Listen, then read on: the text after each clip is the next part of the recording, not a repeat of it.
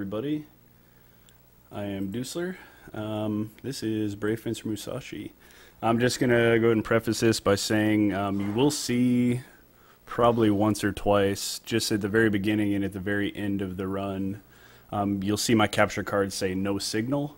And that's because the PlayStation is actually switching from 480 to 240. The menus are 480, the game is 240. So it'll go no signal briefly as my capture card adjusts from the two. So there's definitely splicing going on. Get hyped for that. But yeah, so give Bubbles a countdown here. We are in 3, 2, 1, go. Let's do it! So Brave Fencer Musashi is a fairly newish speedrun to have a community. Runner by the name of Short Circuit did runs of it in 2012 and 2013, but until recently some newer skips and stuff that we started doing really didn't come to light. A Japanese tasser by the name of Holy Angel actually was the one who discovered them in mid-2013, and they're just now being put to use. I'd say for probably the last like 2 months or so. So I'll let you know when those happen. They save roughly 40 minutes in game time, so they're pretty significant skips.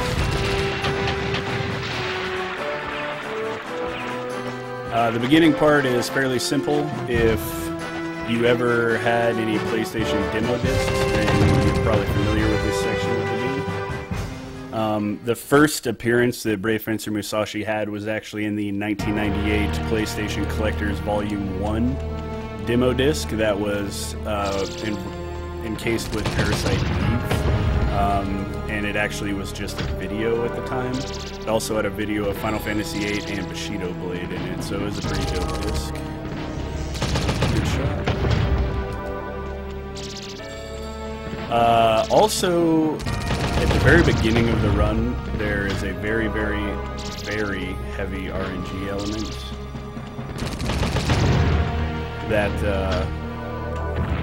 may or may not make or break things. So, alright, I turned the game sound down a little bit. But there's a guy by the name of Macho who is a real dick. You'll see me jumping up slopes frequently. Musashi's run speed is roughly 7.5 pixels a frame. The game runs at 30 frames a second, so in theory there's a frame that allows for the input, and then there's like a frame that processes that input, because it's a 60 frame per second system, but it's only running at 30 FPS for smoother frames.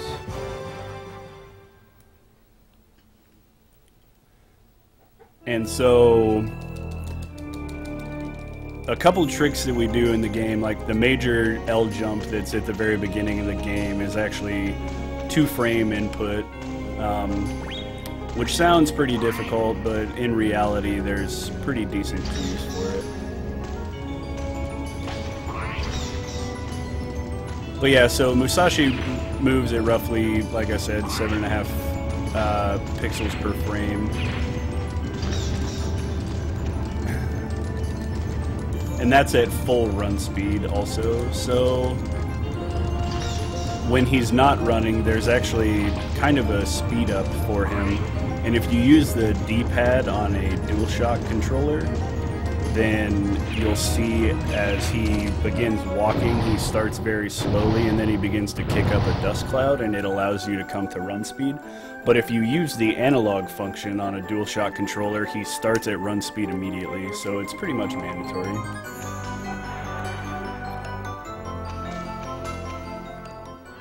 Is the game volume still too loud for y'all? I turned it down quite a bit.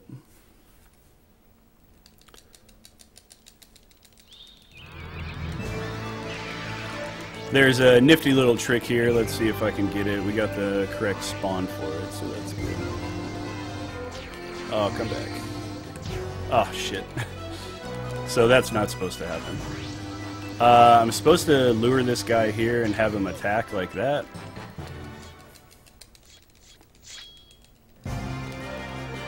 So the older strat is you pick up one of those guys and you throw them. If you hear me tapping, that's just me tapping on this energy drink. When you're a Twitch partner and you want to sell out and make the big bucks, you drink Zynergy by Zion. I promise.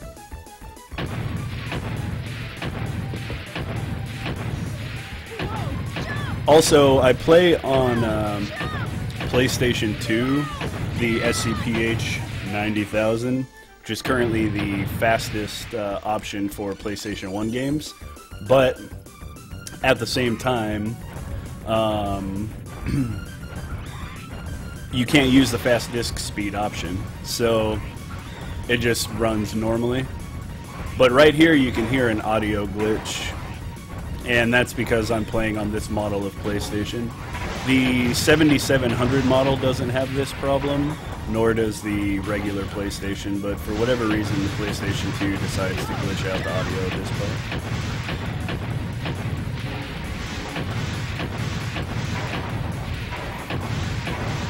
Pretty standard, just Indiana Jones style. Dude, shirt pants I'm wearing a Tattoo Shop t-shirt, Metamorphose, and I'm wearing a pair of Nike brand sweatpants shorts with some slippers, so if you guys want to be proficient, then get comfy. Oh, and of course I'm wearing a Baltimore Orioles hat. My boys, they're down right now, but they've been on quite a tear lately.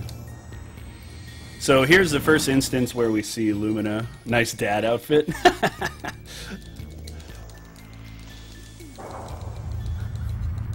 Dude, when you're rocking a dad bod, you gotta rock a dad outfit. That's just like, you guys should know. So we have the Teabag Knight here. Go Rays, Dumb J. Oh god.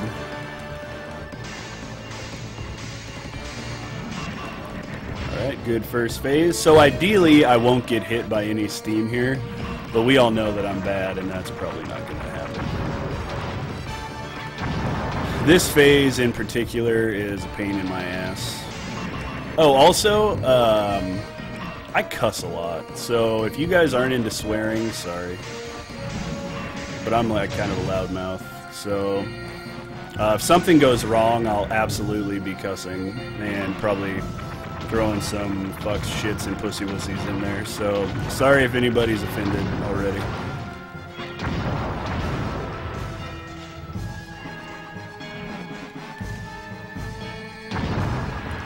Get hype.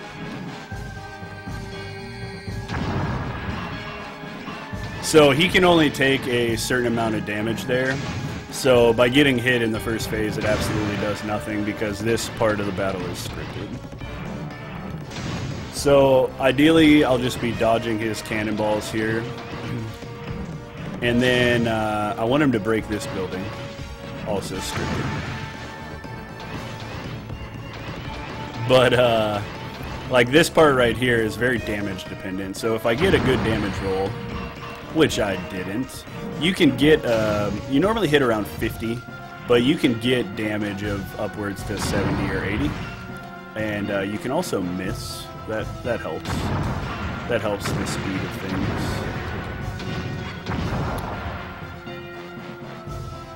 But yeah, so that's the first chapter in Brave Fencer Musashi. Hey, you forgot Basically tells you nothing about the game. I have my splits going just for my own accord, I guess. So you guys may hear me splitting. There is a couple sections I'll be doing safety saves. I normally don't. I really don't need them, but, you know, marathon hype. Yeah, if you guys haven't played this game, I highly recommend it. It's a must-play, in my opinion. You can buy the disc on eBay for roughly, I think, $40 or $50 used. New, you're probably looking upwards of $200. $150 for, you know, complete in box, that kind of deal. Sir Shanky is actually a very interesting fellow. Splits are currently plus 13.8, so, you know, it's all good. Okay, so a little backstory for Musashi here. Basically, all-you-can-eat palace, Princess Filet summoned Musashi to come and help their village, Grillin Village. Came to help them fight off the Thirst Quencher Empire. That's about as simple as I can make this storyline.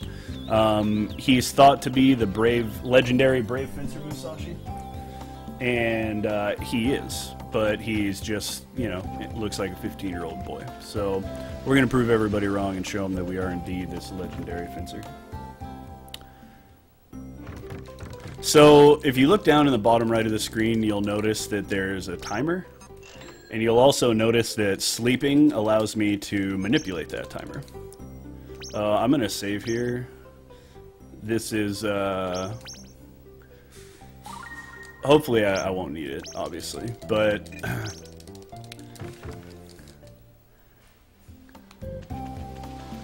this is basically the first major skip in the game, and we're going to set up what we call the L jump. So you can assimilate abilities from enemies in this game by using your fusion sword.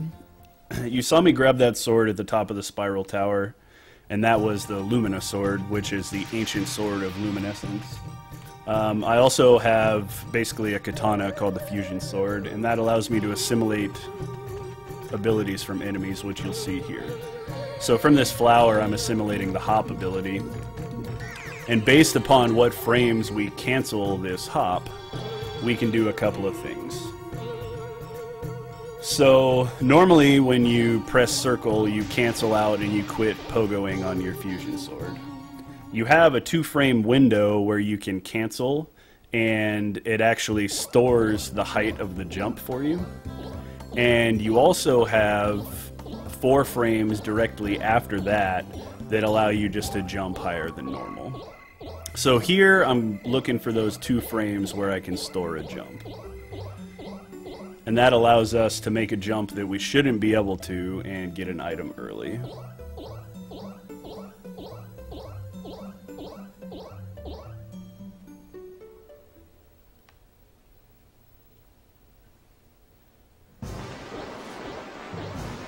Alright, so I got the jump stored, and here we're going to run along this ledge and make that hop there. So this allows us to get this item called the L brace, which we normally wouldn't get for about 20 minutes. I'm going to do another little safe strat here since I got that first try. So normally in a run, if I don't get that first try, then I'm resetting. But I'm going to save here because now we're coming up to the biggest RNG point in the game. And you'll see why.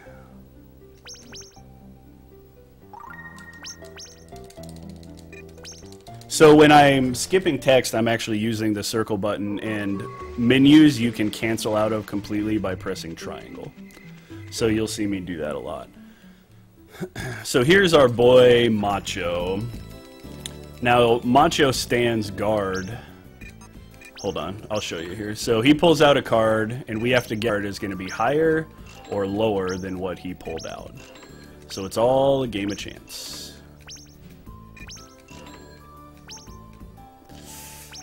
Oh my god, you guys, we fucking one-shot Macho. Holy shit, boys. Like, I've only done that once in a run before. The RNG gods are weighing heavily with us right here. Holy shit. Okay, so that's really, really hype. Like, that's really, really hype. Get out of here, dude. That's amazingly hype. Holy shit.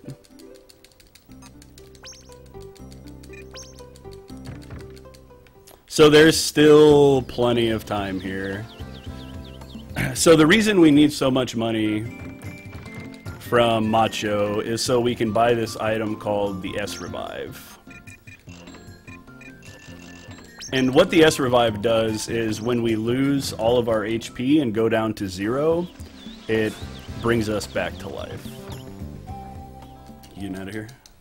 Have a good day. Okay, so now we're appraising this bracelet here. And you'll see that it starts a cutscene immediately. And so by doing that L hop and getting this, we get to initiate this cutscene right away. So normally we have to save this treasure hunter, and by saving him we have to do so many different things. And you guys may be familiar with doing a raft ride in this game, but we completely skipped that. So we're not going to be doing that.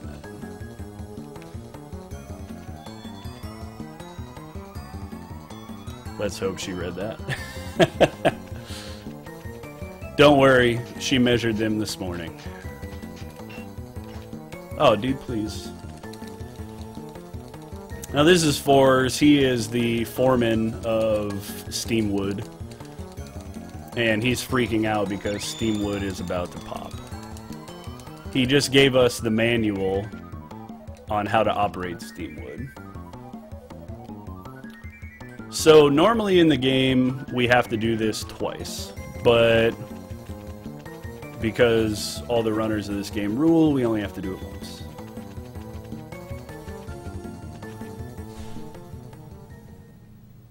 That guy's right hand. He's just flippity-flopping it around. So if anybody played this game as a kid, you probably remember this section, and you probably remember hating it with all of your minds. Which is the correct thing to do. Everyone should hate Steamwood.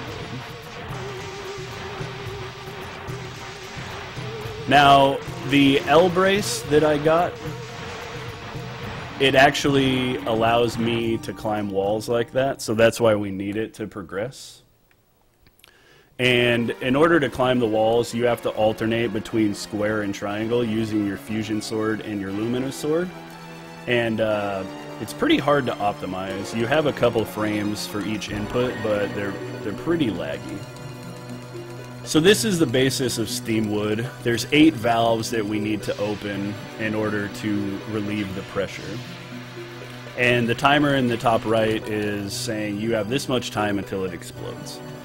But once we go to the first valve, you'll notice that a separate timer is also going to start. And that tells us that we have not only the overall timer, but we also have an individual valve timer. So if we fail to open the valves in sequential order, or we fail to do them within the allotted time, then we have to start all the way from number 1. And we're talking minutes of time loss here. So I'm just going to go ahead and play through this, and you guys can enjoy.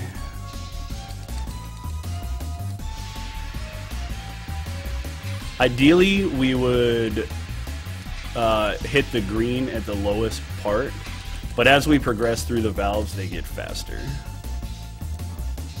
And you can see some of these platforms get a little tricky. What you're supposed to do is jump on those pipes, but if you take the correct diagonal angle, then you can just hop to the platform. And another thing with these platforms in this game is it's very, very Super Mario 64-like in the sense that they're garbage. And although it looks like you can jump on certain things, you'll clip through a lot of them. Oh, see, like I fucked up right there.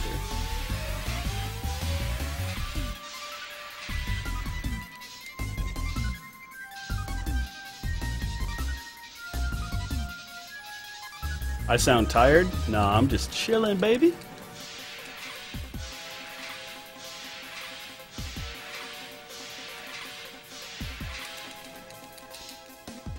I did just come back from the gym, though. So, you know, maybe I am tired. I don't know.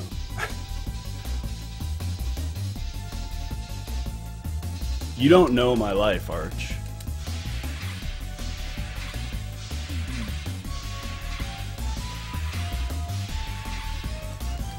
Also, in this section, I found that when you enter the input of X...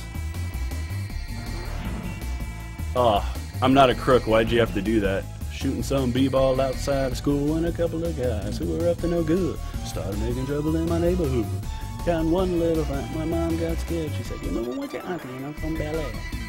See, dude, once you do it, I'm like Cartman with Sailing Away, is I gotta at least bust out the first verse. And I'm not gonna talk about whistling for a cab and when it came near, the license plate said fresh and there was dice in the mirror. I mean, it's kind of irrelevant at this point.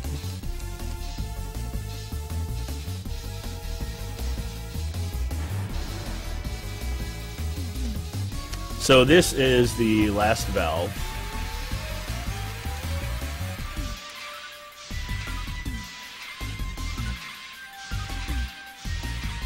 So not too bad.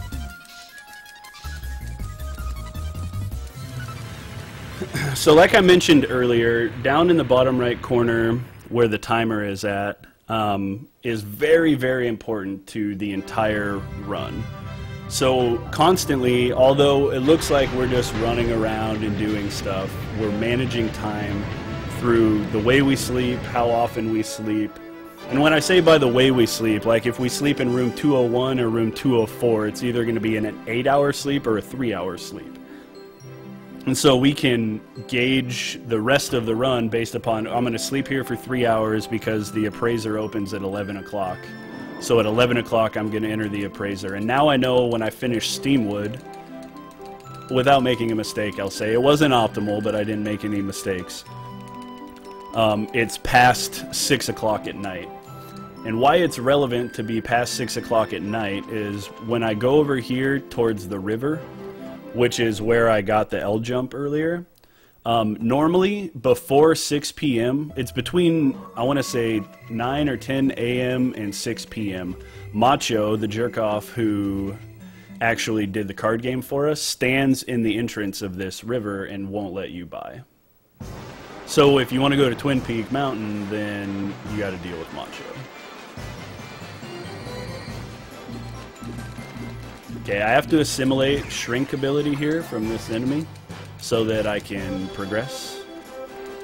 Also, these little diamond-looking things are called Bencho Fields, and this is why we actually were summoned by Princess Filet to come, because people from the village were disappearing and they were getting stuck in these Bencho Fields. And the only way to break them is with the Sword of Luminescence. So I have to use Shrink there to progress. And you would think that you could jump around that dude, but I slowed it down frame by frame and tried to jump around that guy, and you can't do it. Even with a damage boost. But he'll be gone forever. But so, in order to progress in the game, we have to get 4 Bencho Fields that have 4 specific characters that allow us to reach the first boss. And normally we would get these characters prior to getting the L brace before we figured out how to do the skip in real time. And so now that we don't enter this area, but right now, we're going to grab the Earth Scroll, but we're also going to save 4 villagers from Bencho Fields so that we can progress and fight the first Relic Keeper.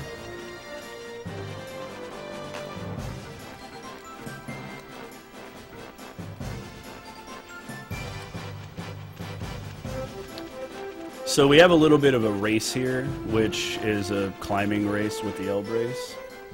And you see this guy here, Rutrick. And Rutrick is quite a dweeb, and he has kind of a southern accent. Y'all gonna get a licking! Like, you'll hear amazing voice acting talent like that if you're to play the game casually. And like I said before, I highly recommend playing this game casually if you haven't before. The voice acting is top notch. It's some of the worst in video game history, but it makes it that much more enjoyable. Okay, so we didn't get the F.A.S.T climb. You saw that Rutrick got knocked down by that platform. It's actually quicker if he ties us. So if he were to climb up at the same time we would, we just knock him off the edge. But now Musashi, being the masochist that he is, go ahead and drops this giant rock on Rutrick and kills him. If you guys hear me mashing, that's just me mashing through text, so.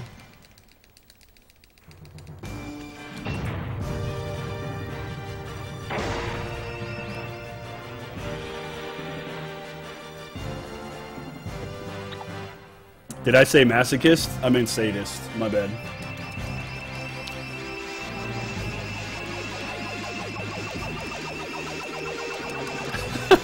Pixel K with that terminology. I'm sorry. Musashi the sadist.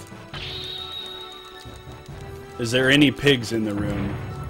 No, there currently is none. I have some pugs in the room. Is that, like, the same thing?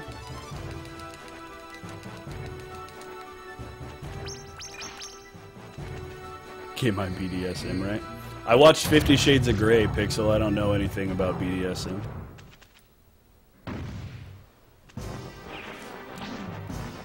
So I attack that blue thirst quencher soldier there because if I don't, he'll shoot me. I know what you meant, Bubbles. I was just giving you shit. There is no pigs in the run that I can recall. I didn't actually watch 50 Shades of Grey, Pixel. I just saw all your tweets about it and figured I would make a good joke. Good joke. Pour that shit all over me.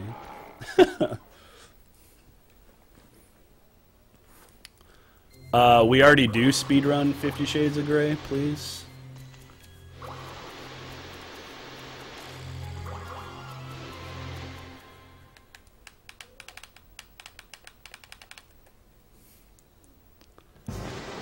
I'm sorry that I had to bring this up. I didn't mean to. I didn't mean to start a revolution in the chat. I didn't know that we were all so sexually enlightened. I'm sorry. My bad. So the only reason for me to climb during this particular section is so I can go and grab the next 2 Bencho fields. It's alright, Dominix. I'll forgive you this time. Oopsie.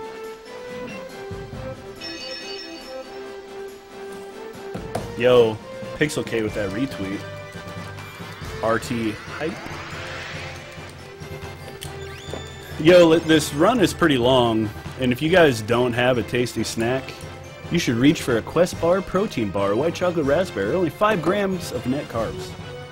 That's what I do. I'm gonna randomly make ads like I'm a big streamer or something throughout this entire run probably, so get used to it. I'll just grab random shit on my desk.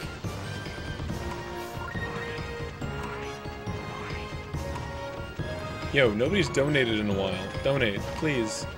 For Doctors Without Dude, Borders. see, I'm getting wrecked again. You're gonna... Okay, It shows you how much I don't know. Doctors Without Borders helps people worldwide where need is the greatest, delivering emergency medical aid to the people affected by conflict, epidemics, disasters, and exclusion from healthcare. Sellout is hot. If you guys donate, I will donate all the money raised while I'm at SGDQ. Trying to get on that Lobos level, please. It's hard to live in the same town as a You type Twitch exclamation point donate to know when to donate. I mean, Lobos is such Thank you a very big, much. masculine dude. Put it towards some incentives. You guys are awesome.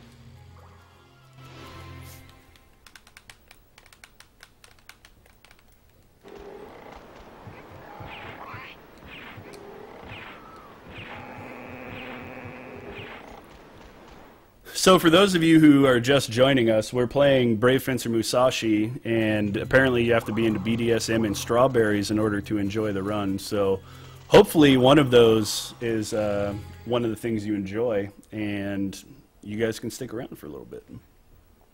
Also, not only do you get to watch amazing runs by terrible runners, all for this entire weekend, but the Wolfpack is putting on a little charity action for Doctors Without Borders. So if you look in the chat, the exclamation point donate will direct you where you need to go, and make sure to put those beautiful greenbacks all up in there and help support these guys.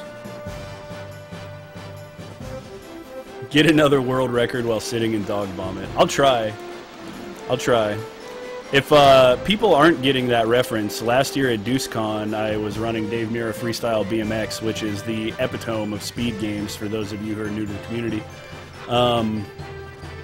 And my then puppy, Diddy Kong, decided it would be a good idea to vomit on the couch. So that was pretty cool.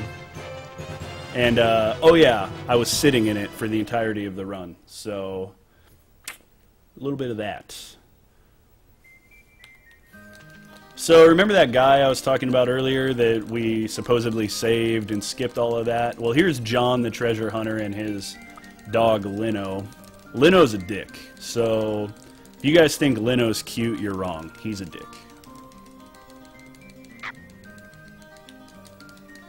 Well, Dementix, that's how I pronounce epitome, so you can pronounce it however you want. I'll English the shit out of this place. This guy is basically a hyperbole. Epitome? No, you gotta say it epitome because then you sound like an intellectual. Come on, dude. Come on. You guys need this fucking sarcasm more than ever.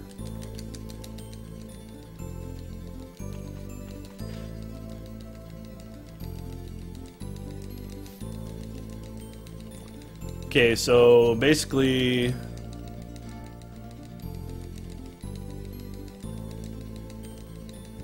we have it for people. That's all that the geezer says is, we have it for people. So now, we get to sleep some more. Space Toast, I'm originally from Alaska, even though I now reside in the great state of Texas.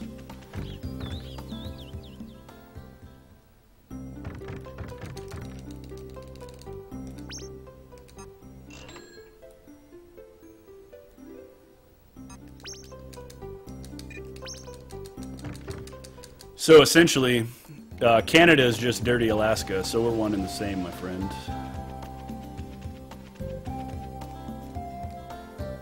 Alright, so now we're heading over to my boy, the first Crest Guardian here. Trollpian, as we like to call him. See, here's Macho looking all buff in his tank top and purple shorts. Now he's gonna head off to the bar to play some cards. He's a man's man, that Macho.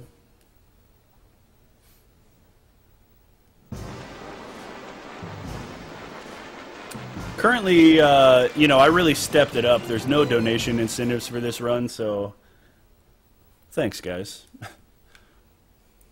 Let's see if I can get this trick here. This is actually pixel perfect. Oh, yeah, a little too far, Holmes. But by falling off, now we got the double.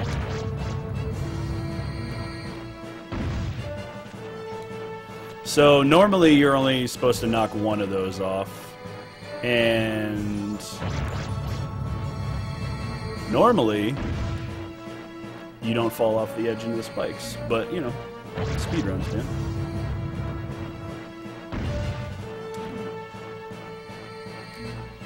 And the range to knock that platform over is almost that entire walkway. Alright, so here we go into Sculpion. You guys will soon find out why he's such a jerk.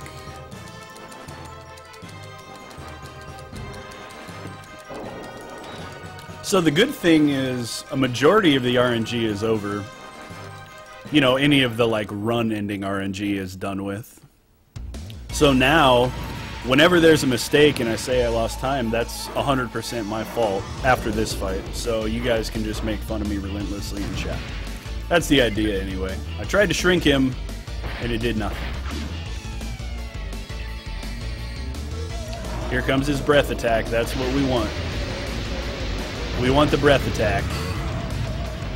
Also, when the bombs drop on him, that is pretty RNG because there's, I think, 6 or 7 bombs in there. So that was good RNG because like 5 of them hit him. Breath attack? Oh, perfect first phase here. Okay, so after that, he reveals his orb. Oh, nice. Oh, a mint? Why you gotta give me a mint? Okay, so when Scorpion jumps on the side like that, that's really bad. We do not want that in our life at all. We want him to do breath attack as much as possible. So I'm trying to stand in front of him to manipulate that. This is not that great of an attack either, but I can end it.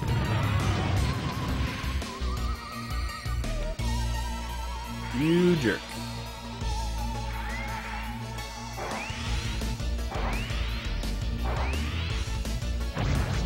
Oh man, I caught him midair. That was what was up.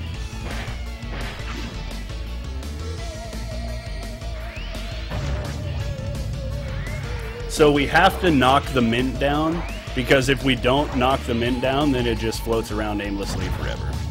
This is actually pretty damn good so far. Let's hope this last one is... Get him some? Alright, we got him. We got him quite a bit. That was very lucky that he jumped on that side. Breath attack, nice.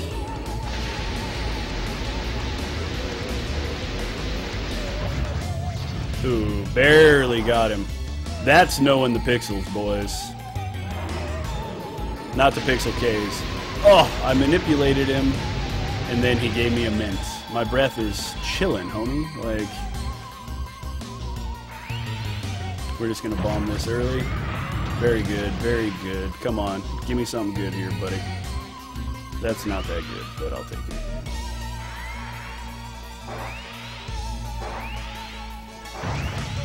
So, oh, come on, get up. Okay. I took damage there and poison damage, just so I could... Oh, shit, okay. Dude, that was a pretty damn good fight. We saved time on my splits, if you guys can't see it. Yep, we saved 8 seconds. So, I said this boss is a very big dick, but he was extremely nice right there. So, he can do a combination of any of those attacks and jumping on the wall. So whenever he jumps on the wall, if he jumps on the opposite side of the basket, where the bombs or the rock or whatever is, you drop it down, and you can't do damage to him. And so, that's a problem. That's not very good. It's pretty early in the day here. Get shrunk. So I'm going to have to sleep.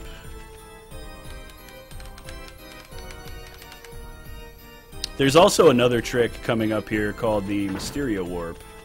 That is not that cool.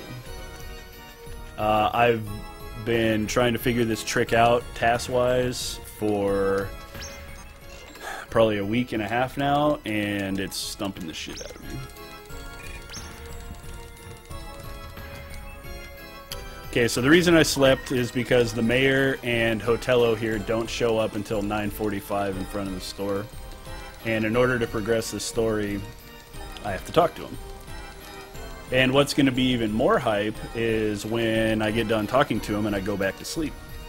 So basically what they're telling me is there's a boy named Tim, and Tim is sick because he's been bitten by a Vambi. And Vambi is exactly what you think it is. It's a vampire zombie. Don't question it. Don't question it. And there's 2 things that we need to cure Tim. And we need Mysteria, which is a plant deep down in the mines. And we need Aqualin, which is a plant that is on the very top of Twin Peak Mountain. So in order to get into the mines, we have to talk to the creepy old guy in the windmill. Apparently this guy just lives in a fucking windmill. And he doesn't wake up until 11 o'clock at night. So we have to get here at 11 o'clock at night, like so.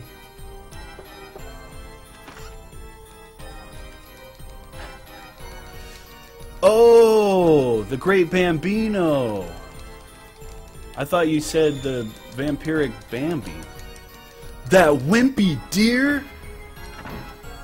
But anyway, so now we have the key to the mine. And we're going to run and get Mysteria. And there's also another thing going on here with the Mysteria, is that it only blooms between 3 a.m. and 7 a.m. It's a very peculiar flower. And so it just so happens that it lines up from this guy's weird sleeping schedule that we can just run down and grab the Mysteria if we make very limited mistakes. So another interesting fact about the mines here is you can get the status effect of poison in this game, but you can't, there's no way to get poisoned until you can enter the mines. And there's a couple tricks that require the use of poison, and they would expedite the game quite a bit, but you can't get poisoned until this section.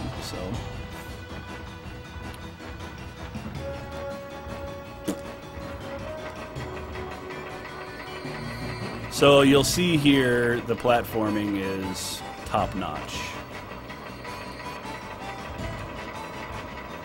And I've heard the platforming compared to Mario 64 quite a bit, and I feel like that's pretty accurate. But Mario 64 has a little more intuitive controls than Musashi does. These boulders falling are RNG. Sometimes you can just run right through, sometimes you can jump over them. This fan is on a global timer. Or I'm sorry, on a proximity timer. So when you enter the room, the fan starts. Or yeah, I guess it's a global timer for the room though. And so we can make that first cycle. If you miss that fan, then what happens is it lifts you up into the air really high, and so you're stuck just kind of floating around. Those conveyor belts aren't actually considered platforms in the game. So if you're to fall off into the pit below, you take damage, and then it puts you back on the last wooden platform you were on. So this is the Mysteria room, and hopefully after we grab the plant, we'll be skipping these platforms on the way back. As you can see, they waste a little bit of time. Space Toast, it's not really so much like Mario 64 and Musashi are the same game. It's just the way the platforms are constructed, because they're these terrible 3D polygon whatever. Yo, dude, we just saved like like 23 seconds. Tight.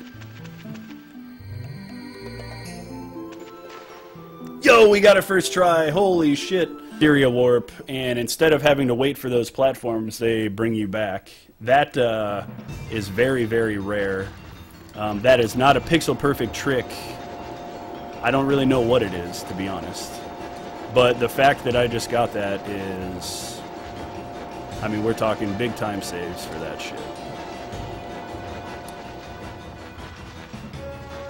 So in my PB, I tried that 3 times, and I didn't actually get it. So, yeah, there's that.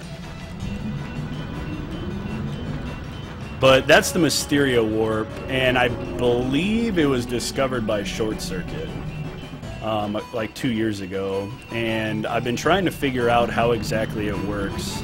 The pixel positioning fluctuates, all sorts of things change with it. It's really weird. So that you can get a 1-cycle fan by jumping up there. It's pretty tight.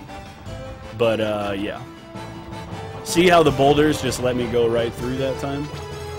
These little white guys, they don't actually do damage. They take your BP, which is what allows you to use your different abilities. And your BP also drains over time, but your health... Oh, man, okay, that was weird. But your health increases at the top of every hour. So right now the time is currently 7:30 a.m. And at 8 a.m., Musashi is going to get 4 health regenerated to him. And that's just a built-in health regen part of the game. And that actually plays into a trick that we're going to do later. So by running down to the mine and getting Mysteria like that, you'll notice that it's 8:15 in the morning, which is good for us because by the time we get to the village, it'll probably be about 9 a.m. And we'll sleep in front of the store so that the mayor can just run right out and join us. And we don't have to sleep extra, like go to the hotel or anything. We can just plop down. If you press select, you'll notice that a little moon pops up in the bottom left corner. And that allows Musashi to sleep anywhere at any time. So basically he said Hotello went up to Twin Peak to try to get Aqualin, and we need you to help Tim, so can you go up there? And we're like, word, son.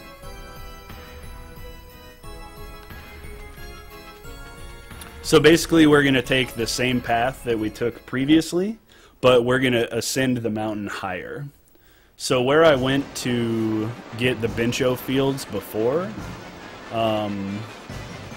we're going to go to the same spot, but instead of going right to the Bincho fields, we're going to go left and climb the rest of the mountain.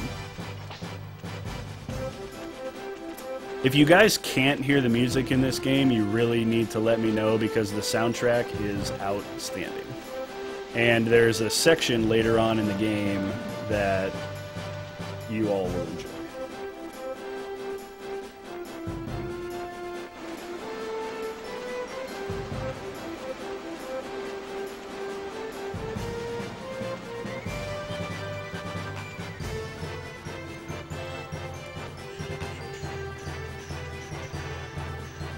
You can hear it? Perfect.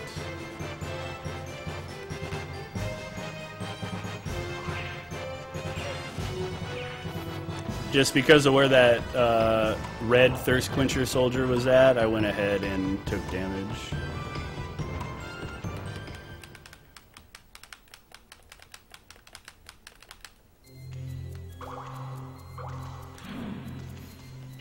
So this game has some RPG elements to it. Like, you'll notice that when I use my Lumina sword, on occasion when I'm fighting an enemy or I use it to activate a crest or something along those lines, you'll see in the left side it says like Lumina +2 or Lumina +3, and that's actually my sword leveling up. And it'll do more damage. And so I can level up body, I can level up mind, and you get those basically from just running around. You can level up fusion, you can level up Lumina. And so if you play the game casually, you can max level Musashi. And your HP normally doesn't stay at 150 throughout the entire run. In the speed run, obviously it does, because the way that we get HP is by capturing these little rabbit-looking creatures called Minku, and they give you a Minku berry and it increases your HP by 25. The way our BP increases is by releasing people from Bincho fields, so we get 330 BP by the end of the run just based upon the guys that we have to get. This platform is really shitty. You notice I jumped really close to the wall with it because you can fall through it very easily. They use the abilities from Lumina quite a bit here, just to, I don't know if they really are just showing them off or what the deal is, but damn. Okay, so I tried to grab that log because if you use the jump and get up there, it's quite a bit quicker. So this is where we're getting the Aqualin to help and save Tim. So now, instead of, you know, going through the mountain the way that we're supposed to and descending all the way back down, we're just going to go Leap of Faith style and bomb right back down to the cave.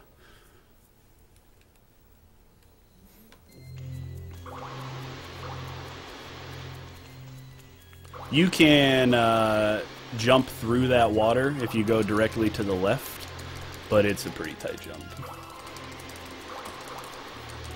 Yo, I hope you guys like gold splits, because that was a gold split. Just saying. So if you have some sort of cool gold emote, feel free to spam it in the chat.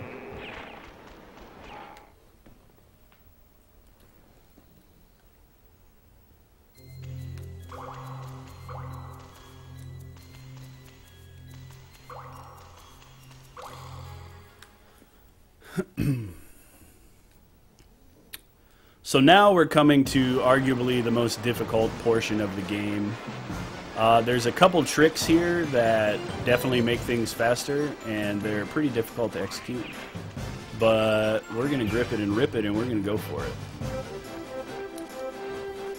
So once we get back into Grillin' Village, the baker is there, and he's banging on the door of the restaurant. And he's looking for the owners of the restaurant. So he's looking for Wanda. and he's looking for Macho, but they're nowhere to be found. They're actually staying in the hotel, and so in order to progress in this part of the game, we have to talk to Wanda or Macho in the hotel, and if we don't, then it's run over. So we're going to go ahead and make sure to talk to those guys. The thing with the restaurant is in order to enter it, to go into the basement, it has to be midnight. Ridley Badass Gaming. Thanks for the follow, brah. So here's Tim. He's coming to say how much better he feels. Yes, he has a... I don't know if it's like a pot or if it's just like a noodle strainer on his head. Apparently he's Australian and he's atheist as well.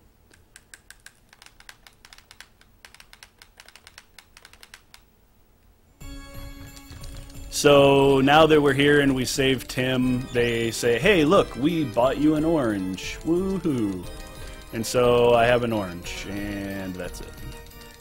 But now this allows oranges to be purchased at the store, which they restore 30 HP, so we don't really care about that too much. So here's the baker. He's just saying, you know, something along the lines of blah, blah, blah, blah.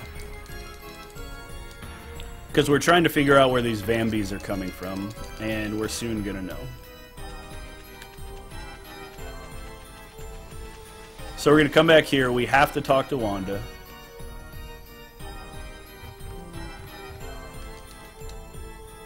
Make myself at home, chat, talk to Wanda. She says, yo, these things are behind the counter and they're creepy.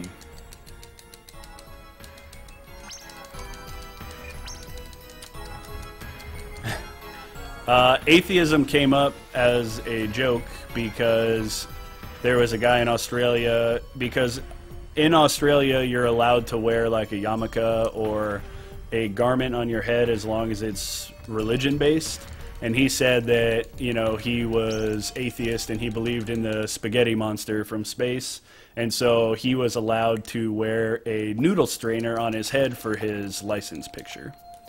And so I was just saying that as a reference, but apparently you guys don't read Yahoo. That was like a couple years ago as well. Okay, so now we're in the basement, and if you notice, this guy looks like he's chugging some booze, but thanks to North American censoring, he's drinking soda. In the Japanese version, like all the enemies and all the bosses and everybody is named after alcohol, not named after soda. So everything here, we have food, we have enemies called ginger ale and bubbles, and this guy's drinking soda, where in the Japanese version they're all named after liquor.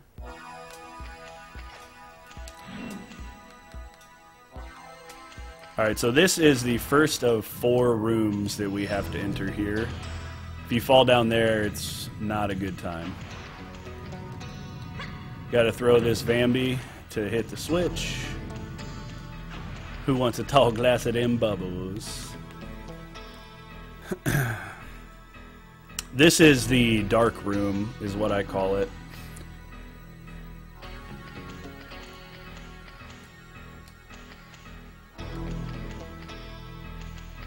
So there's, when you see me jumping, I'm actually jumping over spike pits there. So I'm not jumping aimlessly, I'm jumping to avoid taking 28 damage from spikes. There is a very peculiar room in this level that is these arrows being shot at you and lava and all this crap. And it's a really, really difficult room, so I'm hoping that I can do that the way that I've been practicing, because it's pretty damn sick.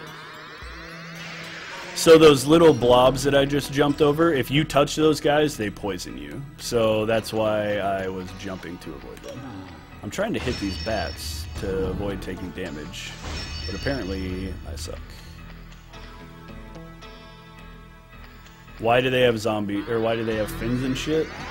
I don't know, dude, they're Vambies. I don't know what a Vambi looks like, now you do.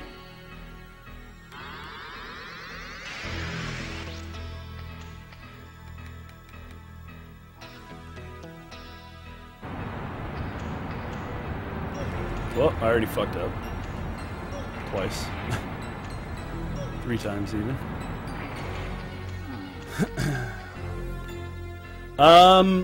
The run, that's an estimate. That's if everything goes horribly, horribly wrong. It'll be like 3.5 hours.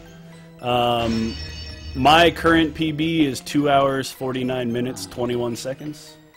The world record is 2 hours, 46 minutes, 4 seconds. So, yeah.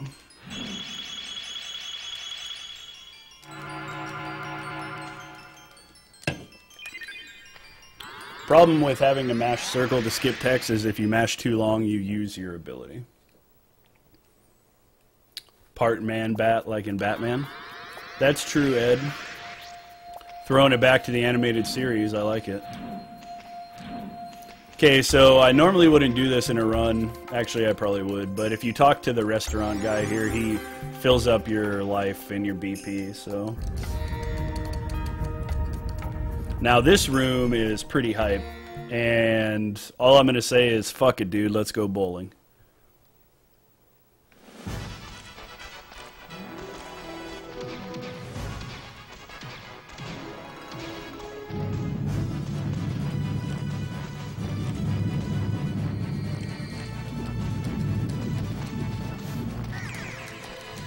So the ability I'm assimilating is called Bowl, and it does exactly what you think it would.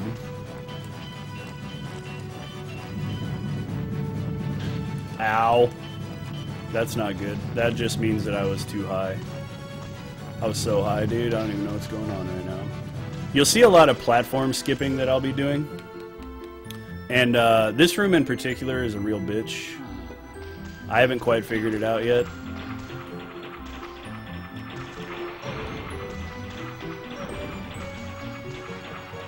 That was actually pretty damn good. Actually pretty damn good. Yeah, I started grabbing that very last flower because the lag is so bad. Here we go, boys. So these Vambi are here, and they just so happen to be lined up perfectly. I missed. Okay. That might not be enough. Okay, so ideally we want to get a strike, obviously, because not only is a strike faster, but a strike also gives you automatic level ups. So it levels up Fusion, Lumina, and your body.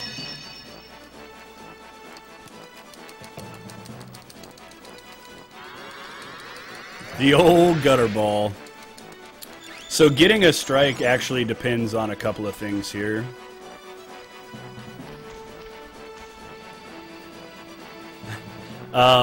We're going to have another shot, another redemption here against these Vambis. But they sway back and forth, so that actually affects your strike.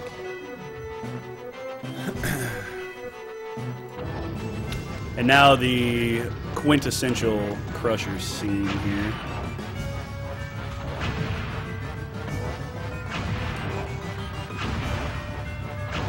You can do a little thing here where you clip through the platforms and it looks like you're going to get smushed, but I just don't feel like doing that right now.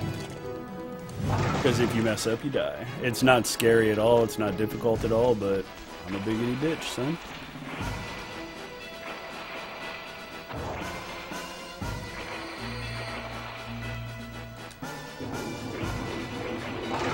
Yo! Yo! Redemption is sweet.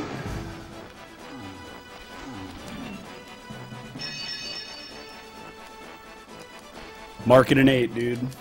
Mark it an 8.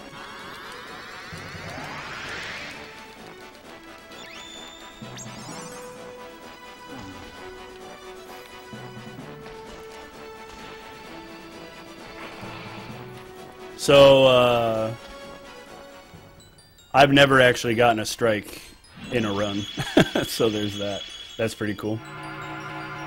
Also, I hope that you guys have your glow sticks ready. And you have your hair spiked up, and you pop some ecstasy. Not that I would encourage that at all, but it's party time.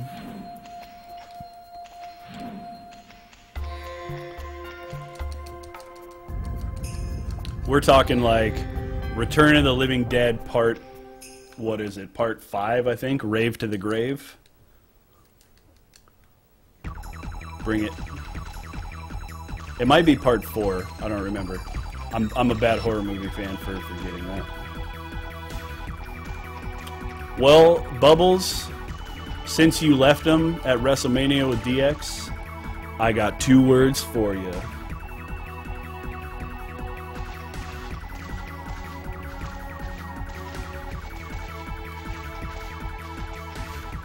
These last 2 rooms are much more difficult than the first 2, in my opinion. They actually have some platforming involved in them. Okay. That was not exactly what I had planned, but alright.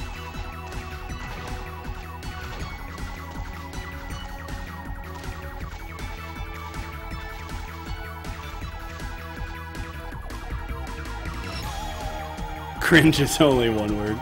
Attaboy. There's some little platforming skips here. Let's see if we can get them. Oh, I missed. Okay. It's alright. There's another one in the next section here that's way tighter than that one. Ugh, I missed that one too. Nope. Okay.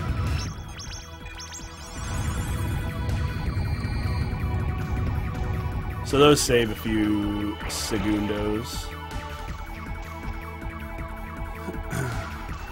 Alright. Hopefully the bats aren't jerks here. And they were. So normally if a bat hits you, if you don't do that perfectly, you'll miss a cycle and you won't be able to do that. So these little guillotines do 42 damage if they hit you. They are not very good. They ain't nice. Why did I do that? That skips a pretty decent portion of platforming in this stage. I can also skip down to this bottom platform off that one, but I'm just going to do that instead. That'll do big. That'll do. Dude, the South Park references in here are so strong. I love it. Can I also mention that when they announced the next South Park game was called The Fractured Butthole, I'm pretty sure that I laughed out loud at that for a good 10 minutes, and every time I said it, I cried a little bit and peed a little bit.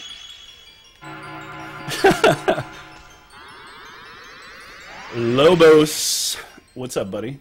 What's up, buddy, old pal? I'm sure the Wolfpack is very strong in here. I don't know why I get that feeling that the Wolfpack would be representing well in WOLFPACKATHON. It's pretty weird.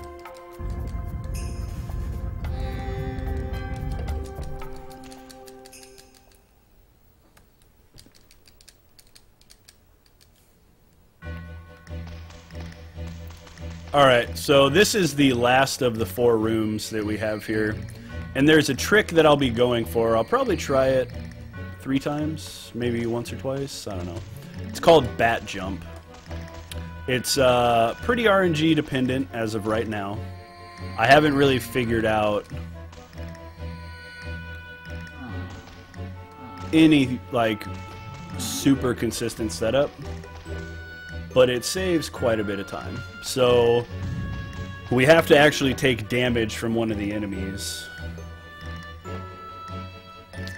And it's in this room, so let's see if we can get it. I jumped a little bit too early. I didn't jump at all. Alright, fuck it. We going, boys. So, had I got that first try by not jumping early, that would have saved a good amount of time. Because I'll show you, after doing these rooms, exactly what I would skip. But you can get caught in the bat trap, as I like to call it. And you can just sit there and try that shit over and over and over and lose oodles of time. Wait, is that the right one? Yeah, that's the right one. Okay.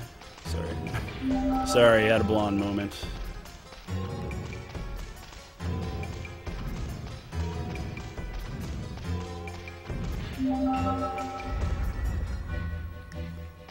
So yeah, all this crap, I would be skipping all of this.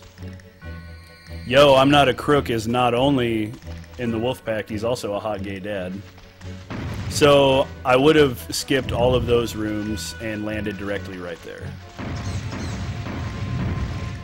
So a little bit of a time save.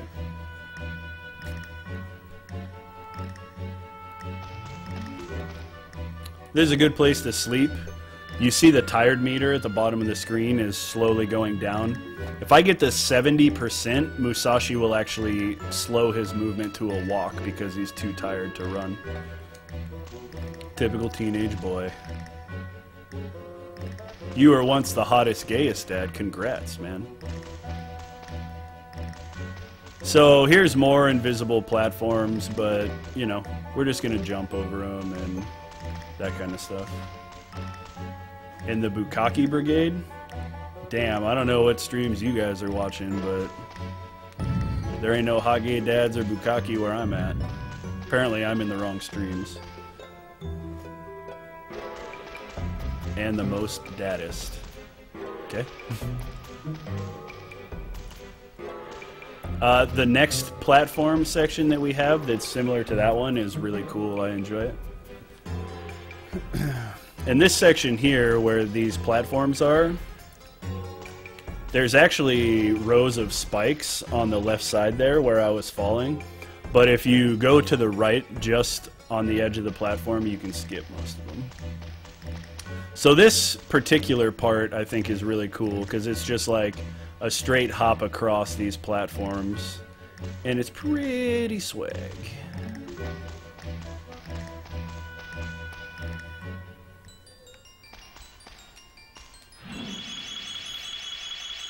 You can level up. Jesus. Yo, also, I know we're talking about quite a few maybe questionable subjects, but we like to keep a variety stream here at Bubbles Del Fuego with the Wolfpack. But yeah, like Bubbles said, don't forget that you guys can donate to support Doctors Without Borders, because ultimately, although we love video games and we're here to play games, help them DWBs. Dude, British only accent Shadow of the Colossus run. I'll drink to that.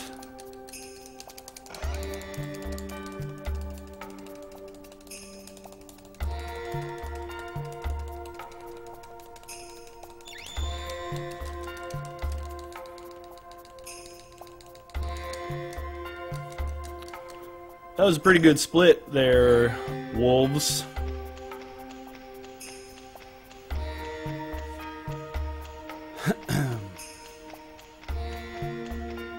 If you guys haven't already, make sure to follow Bubbles Del Fuego on the channel that you're currently on. Because not only does he put on a kick-ass marathon, but he's also a very good speedrunner, entertaining streamer, and overall good guy. Alright, here we go, here we go.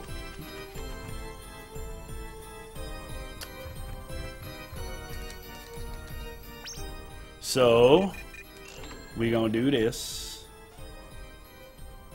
We gonna do this.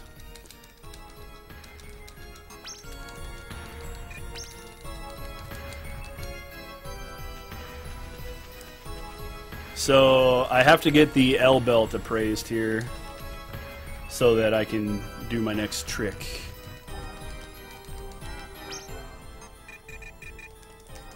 Oh, dude, I should have just pressed up. That would have been awesome. Most of the time it's up at the top, though, so... Okay. I'm going to save here because this trick can be pretty trolly, and it's very dependent on a couple of things. So the trick I'm about to do is the triple jump. And to do the triple jump, the S-Revive item that I got earlier that I talked about is very, very imperative. So normally, like I said, in a run, I wouldn't be saving here, but, you know, marathon hype. Get into my house and do a guest appearance. Lobos, you're always welcome in my house, buddy. Okay, so there's a couple different things here that we need to focus on. For example, we need to get poisoned at the correct time. So you see the time is 11:30. I can get poisoned at 45 or at 15, but I'm going to get poisoned at 15 just because I know that... Oh god, I'm stupid. I know that 15 works. I'm going to leave this guy over yonder here. So at 1:15 I'll get poisoned.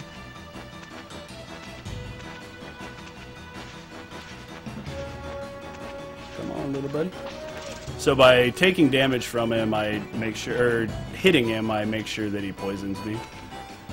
Okay, so I'm hopping over here. I'm hopping because when you're poisoned, you walk really slow. And the reason I have to get damaged at the proper time is because, remember I told you earlier, at the top of the hour, you get health. So I'm going to take damage. I just got health. I'm going to take damage all the way down here. And hopefully it puts me at 2 damage.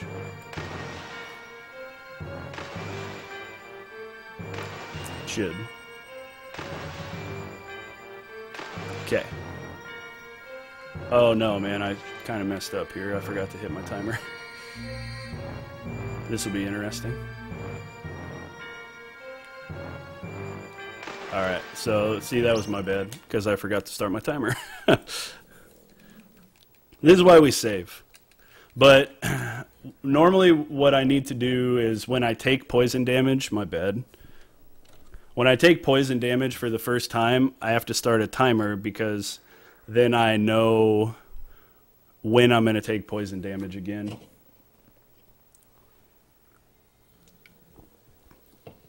A soft reset is a lot quicker, but I accidentally started the game over. So, well, I thought that I hit to start the timer, but I didn't. Yep, spaghetti, brah. Straight spaghetti. All right. Let's do it.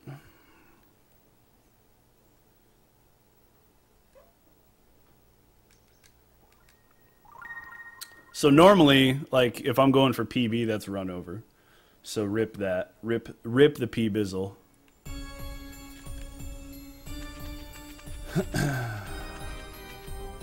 Spaghetti all over the floor. Thanks for the show. Okay, so back to where we were. Need to get poisoned, all that jazz. I was trying to explain it and not paying attention, so there's that. Okay, so 12:15 is going to come around. Maybe. Alright. You want ants? You'll get ants.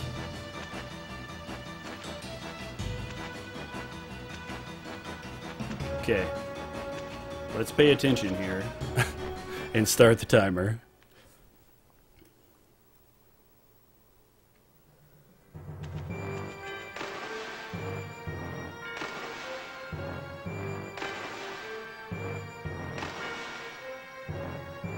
Dude, there it is. Okay, I'm like, Jesus Christ, where's the poison?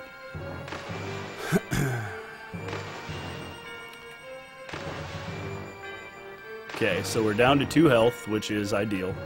Because now we're going to get healed at the top of the hour and we'll have 6 health.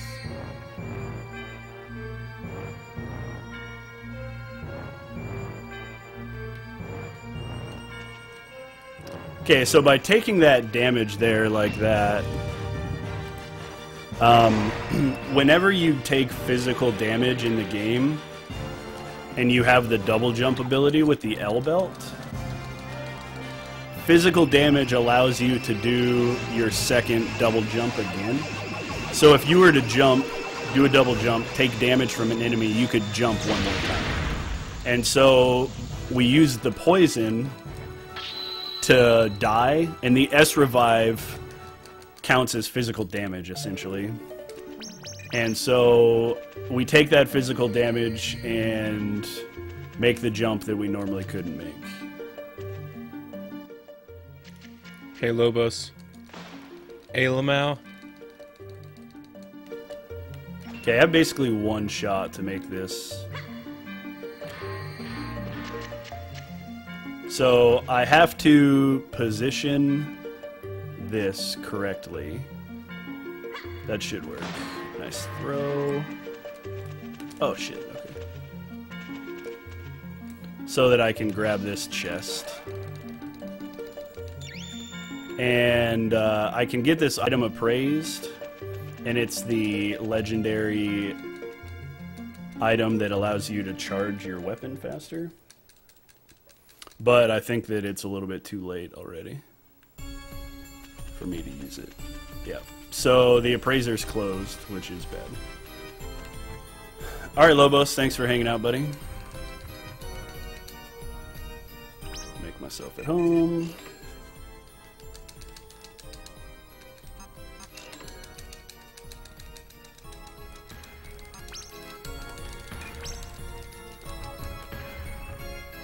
So now we're going to go and fight the second Crest Guardian, the Relic Keeper.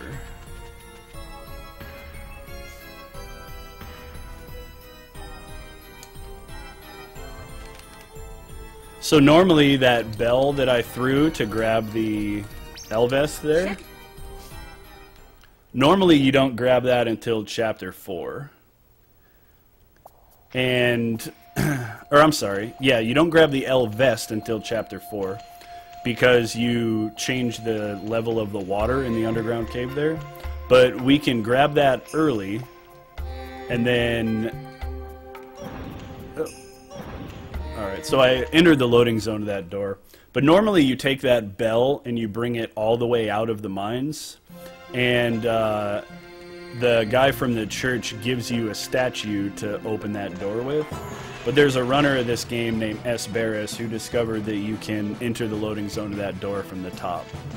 And it's a really consistent setup, and it's faster. So, GG, Barris. Oh my god, dude, please. I was too far to the left.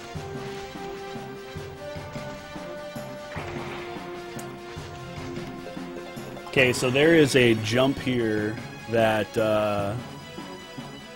we're basically using the same triple jump mechanic that I used in order to get the water scroll, but we're going to actually take physical damage.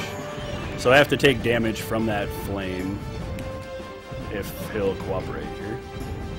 Why is he so close, dude? I've never seen him hop over here before. What the hell? Okay. Dude, what the hell is going on with this guy? I've never seen him over here before. Okay. That's new. Okay, so normally I skip all of this portion of the game, or the level, I should say, but that flame apparently got stuck on the platform.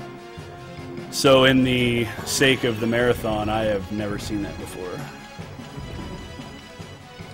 Yeah, normally I use that flame to jump... Oh, whoops. I use that flame to jump over... onto this platform right here. So it skips a good 30 seconds of the level or so.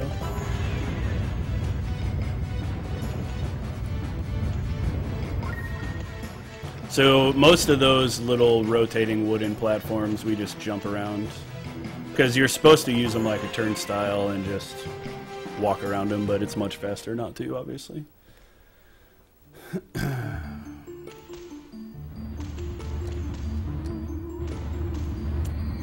So if I do this correctly, I can hit these in 2 cycles, or 2 charges of my water scroll. So each scroll that you get has an ability, and the water scroll allows you to have a water shield and to shoot water, which we have to have to defeat this boss, and you'll soon see why.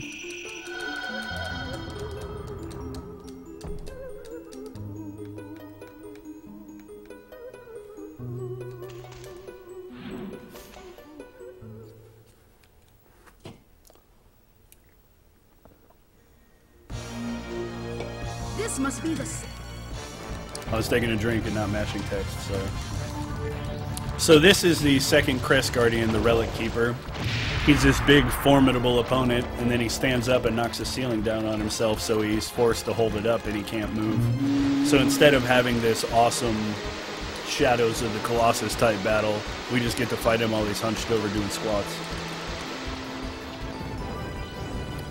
Normally, if you have the legendary Vest, you can do this fight quicker. But since I didn't have it, I'm going to do some different strats here to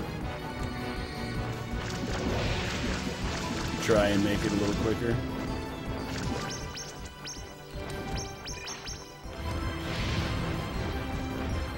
So by switching to the normal sword, I actually cancel the charge of the current sword. God damn. So when you enter the menu, you have to select the sword category with X, and then select the power that you actually want. That's how you make friends. At least he doesn't skip leg day, Architect.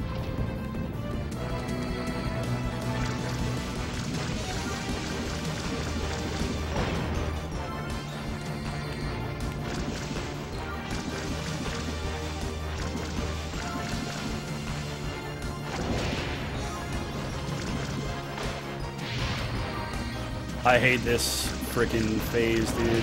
He just jumps like a jerk off, and yeah.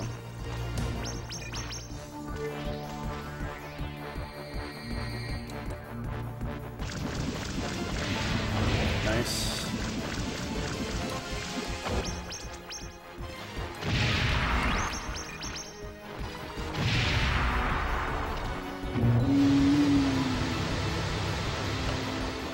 Zombie craze. It happens, man.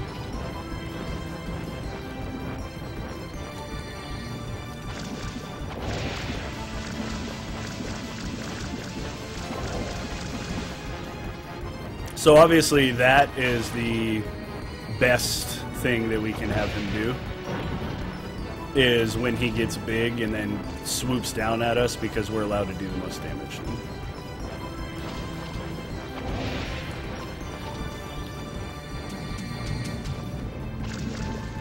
And that's what he's doing again here. You can just see the damage just ticking off this fool.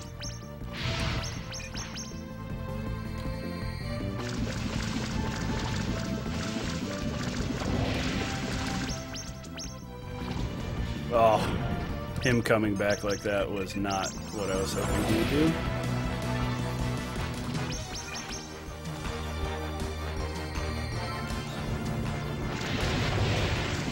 Nice, dude.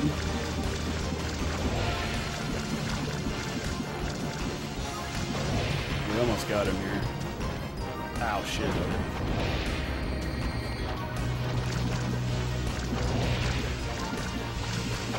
Alright. So typical video game fashion, most of these bosses you hit 3 times in their orb and they die. He gets a little fed up and he tries to get you, and he throws the ceiling off only to have it crush him.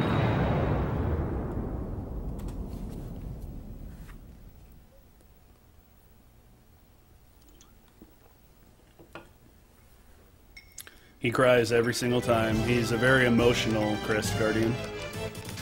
It's alright, man. We can talk about feelings. I'm not scared. Okay, so the next big skip in the game is coming up here. And it's a pretty cool one. It uses the hop glitch again, the same way that I got the L jump at the beginning of the game to grab the L brace early. Now we're going to use a different variation of the same trick. I talked earlier how there's basically 3 different things you can do with the L jump, or with the hop glitch, I should say. So you can cancel it normally like the game intended. All you do is you press circle at pretty much any given time, and it'll have you hop off of the fusion sword using it as a pogo, and you just get to go back to running. And then you can do the stored jump for the L jump like I did earlier. And then the next thing I'm going to do is 4 frames directly after you store the jump, and it gives you the jump height that the hop does, but without the hop. And so you can actually do a small sequence break here. What the item I just grabbed is called the L goggles, and what the L goggles allow us to do are appraise items without having to go to the store.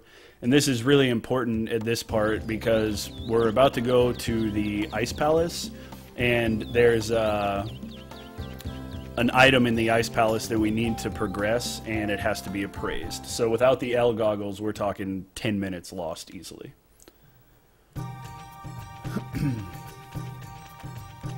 We're going to take a little shortcut through the forest here. Normally you have to run around and dodge all these enemies, but by using the water scroll, we can just run along this little creek here and get after it. Again, canceling the sword so that I don't have to wait for the charge meter to die all the way down.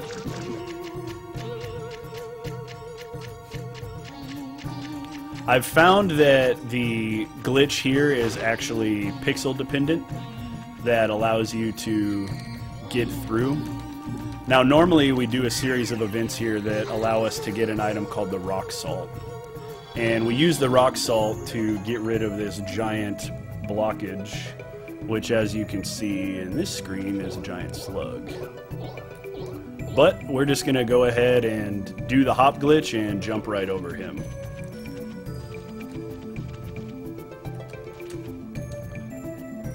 This water scroll allows us to lower the level of the water here.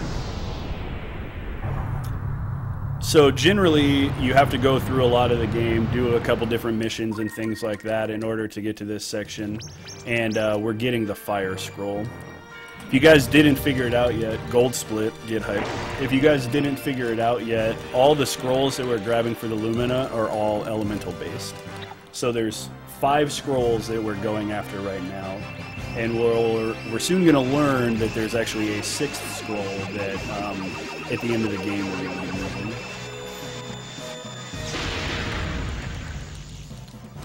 So we all know that Musashi was summoned here by Princess F.A.S.T to come and help against the Thirst Quencher Empire. What we didn't know is that Musashi's ancient enemy Kojiro also came along with Musashi to try to thwart his plans. Now, Kojiro isn't working for any sides. He isn't working for the Thirst Quencher Empire or anything like that. His sole purpose is to quell Musashi. If you guys were curious where all this stuff came from... Ooh. Get it? Yeah, that's late. But if you're curious where all this lore came from, Musashi is actually a legitimate samurai from the 1600s in popular Japanese culture. There's a novel called Musashi that's based upon his escapades. This is an awful fight so far, by the way. But it's a really good book, it's a really good read. I suggest that you guys go out and check that out.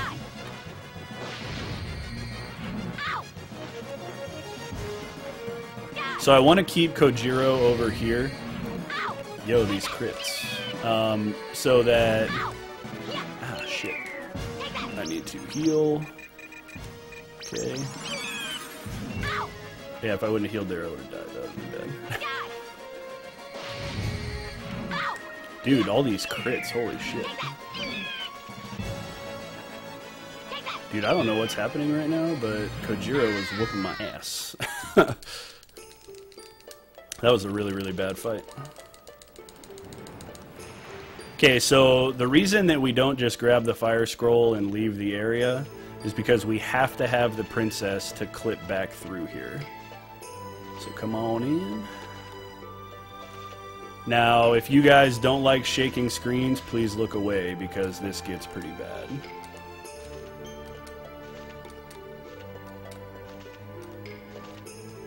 Dude, princess, please. There we go.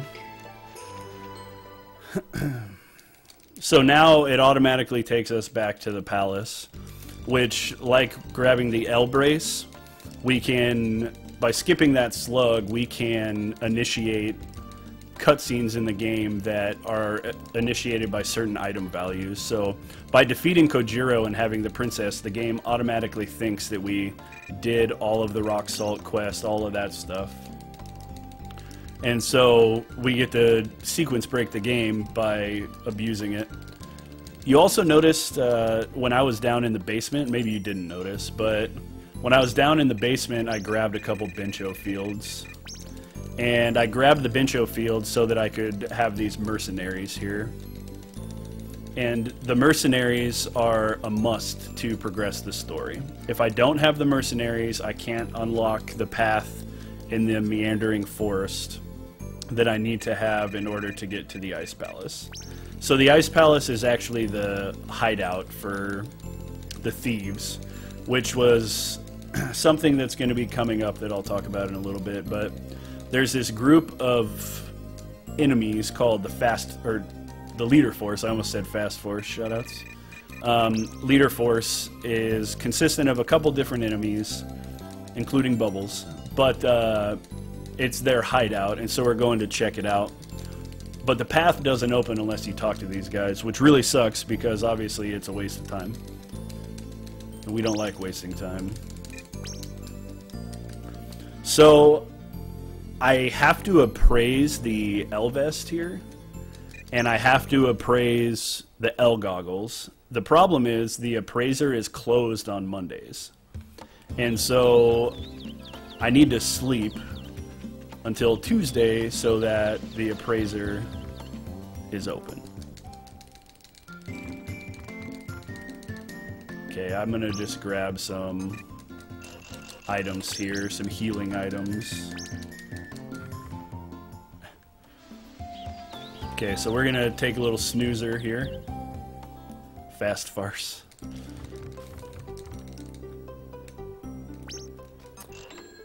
And they don't open until 11 o'clock because they're bums and they don't like to open till 11.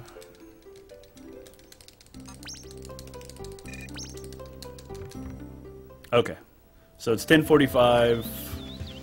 Have the appraiser open. Now the appraiser is kind of a really weird old creepy dude anyway, and he tells us when we appraise these glasses that they're the L goggles, and he says, oh, you can appraise items without me now, but he's actually really excited because that means he doesn't have to work anymore. Okay, so now we're ready, and I like to compare this to Link's Awakening because that's the greatest Zelda game ever created. But when we go to the meandering forest here, there's a very similar pattern to that of the Windfish Egg in Link's Awakening. So I always like to think that they copied that because it's such an amazing game. So you can see how much faster I actually charge now because I have the shirt appraised.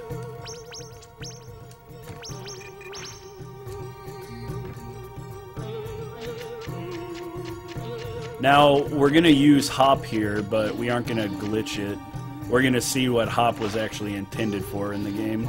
So there's like these brambles and stuff that you have to get past, and the only way to get past them is to use the Hop ability.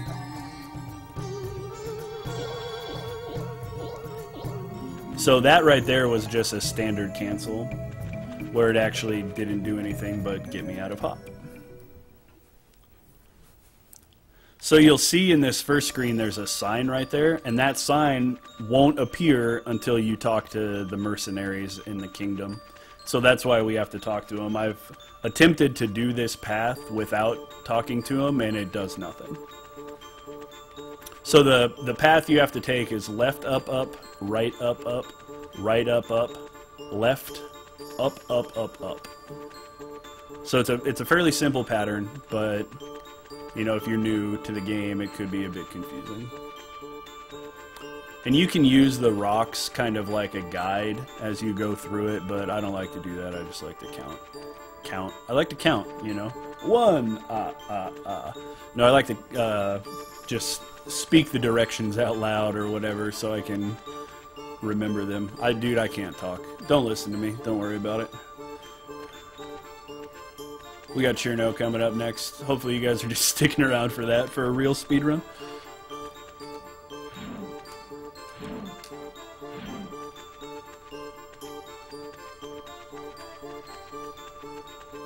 So this is one of my favorite dungeons in the game.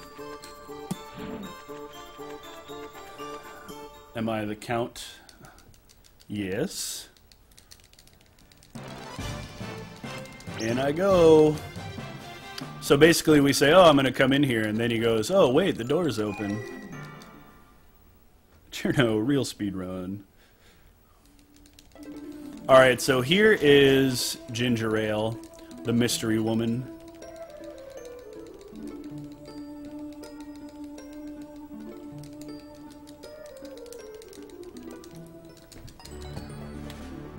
Yo, and Trisky TV, I forgot to mention earlier, but thanks for the follow, I appreciate it. So I hope you guys like penguins, because these penguins are hype. So in order to progress through this dungeon, there's a couple things that need to be met. There's 3 different colored eyes that we have to collect. It's a red, green, and a blue eye. And so, primary color hype. Like this room, we have to kill all the enemies in it. So hopefully we'll do it the fastest way possible. Which is torching these fucking penguins. Because like I said before, and let me get my shit right, Musashi is a sadist. Shoutouts. Shoutouts for the new knowledge I've acquired during this stream. But we have to kill all the penguins in this room, and it gives us a treasure chest for the red eye. Unfortunately, they didn't have a brown eye item, because apparently they didn't have as much of a sense of humor as the rest of us. So now, as we go through the red eye, we'll unlock the red eye door, and then that gives us the blue eye, and then the blue eye unlocks the blue eye door, and yeah, you guys get it. And that gives us the L shoes, and then once we get the L shoes, we can go unlock the green eye, which opens the green eye door. Yeah, really, really complicated stuff.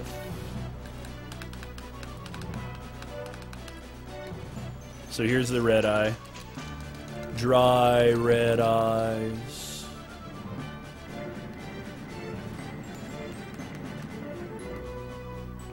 You can actually clip through that door with that flower that's sitting down on the bottom of the screen, but I haven't really found a use for it yet because we can't clip through the other door. Those little guys that kind of look like Musashi, but they're in all white armor, they're called clones, and they work similar to, like in Zelda 2, how you have the Link that copies your movements and that kind of stuff. The gorilla is a badass. Thrilla, I like to call him. He just helps us out, man. He's just a bro. Just trying to help out a bro, you know? Wolves. We got wolves in here. Is this the wolf pack? What is this? Wolf pack doing high kicks. Get hype. Well, we got wolves. Okay, so the next room we're in also has a specific what's set actually of requirements cool that we need to meet in order to get the chest. In this particular room, you can't take Zedillion damage. donates just $1, throws us a hot So you probably buck, saw 4 the quarters attack I our just way. did. Oh wow. The no one has donated in a bit, so here you go, mate. This goes towards that Lobos accent fund. That's actually a counter Thank you attack, for donating. similar to the you one guys know that, you can donate, so please donate. Hello. Exclamation point donate to get a link. Similar to the donate. one that Pixel K All used goes in towards Legend of Mana. Summer Games Done Quick. It's Musashi's most powerful attack, and we're going to be using it later in the game as well.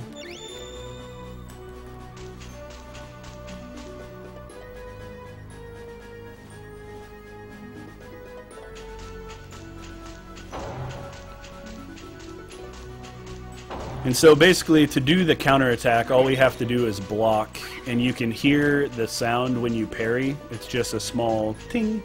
And after that, you just have to press triangle within a couple frames, and it'll give you that powerful attack. And not only is it the most powerful attack, but the repercussion from that sword strike actually does damage as well. But yo, Bubbles can feel free to interrupt me for donation reading at any time. So if y'all want to donate, make sure that you do. Help out my dude Bubbles and the entire Wolfpack.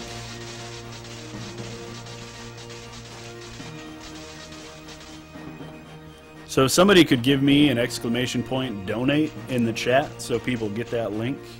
Supporting Doctors Without Borders, great cause. And yeah, just being able to play video games and be a part of something like that is super rad. So shout outs to the Wolfpack. Okay, so we use the blue eye to enter the blue eye door, which I said, you know, really foreign concept, very tough.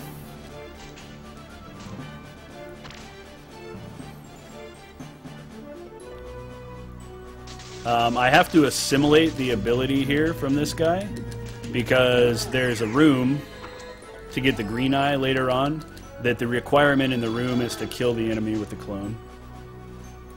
Dawn ate the pigs? Oh shit. So remember when I said we need the L goggles earlier? There it is. We needed it for the L shoes so that we can run up icy slopes without slipping. And in order to get through this section of the game, you have to have that. So you could imagine getting to this point in the game, not having the L goggles, and having to run all the way back to the appraiser, all the way back in the village, come back through the forest. It'd be a big pain in the ass.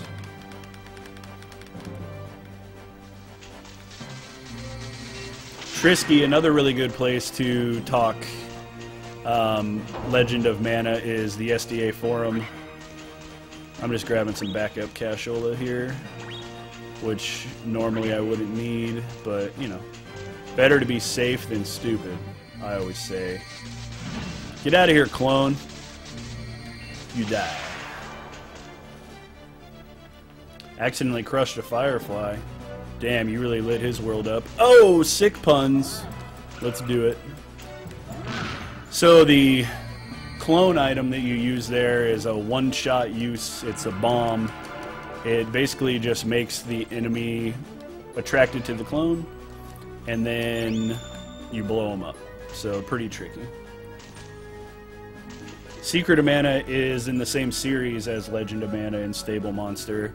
As far as the run goes, they are drastically different.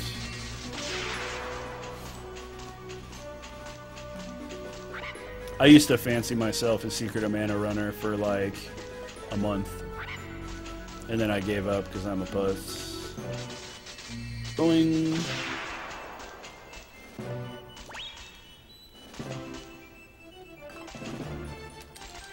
Sea King, thanks for the host. I'm glad the Sea King came on over. Welcome to the WOLFPACKATHON 2015, hosted by Bubbles Del Fuego. If you'd like to donate, you'd be supporting Doctors Without Borders. Hell of a cause. Playing video games, let's do it. Selling out. That's what we do, man. That's what I do, anyway. It's the only way to live, baby. So by using the green eye, it brings us back through here and allows us to climb up this slope. We need to switch to fire. Get the ice off the dirt. And then now you see all these eyes here, red, blue, green. Currently trying to find a way to clip through that door so we don't have to do all of this crap. That would be really epic, actually. But it is what it is currently. And we're coming up to another Crest Guardian, who actually happens to be my favorite boss in the game. I think he's just swell. This game likes to make you use all the abilities that you get for basically no reason, like light these candles to open the door. Yeah, torches, candles, same thing. Get on my level. But here's this delicious mural. Fun fact, mural was painted by Lobos Jr. left-handed. It was actually Fieldy's idea, and they decided to put it in the game back in 1998. They just knew. So here we drop into the Frost Dragon's den. They have these spikes set up that you have to melt. You're supposed to melt them all the way down, but you don't have to, so take damage, hop over them, whatever, it doesn't matter.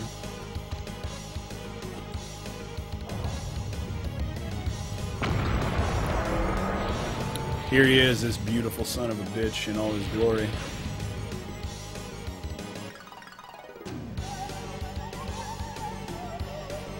So the Frost Dragon can actually be manipulated, and that's exactly what we're going to do. There is another strat that is actually quicker, but I don't know how to do it.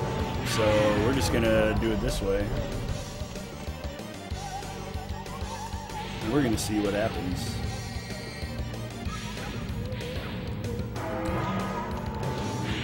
I hope that was enough damage. So, yep, okay. So now he's going to come and break down this ledge. You can actually see it there. And this will allow us to progress.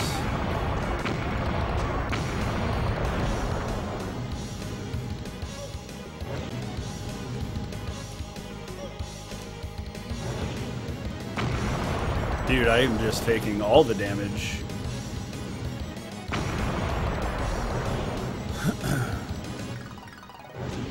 There's actually a third spike here. Son of a... Alright, here we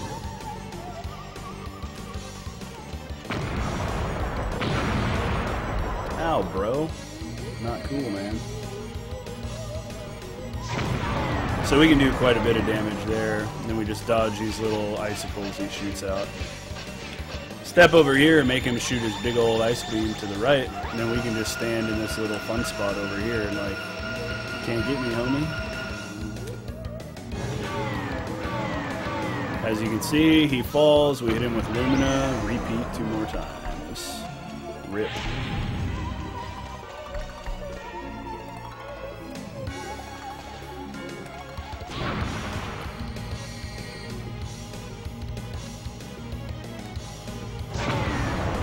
Yo, that was a horrible cycle. Hopefully I can get him still. We'll see.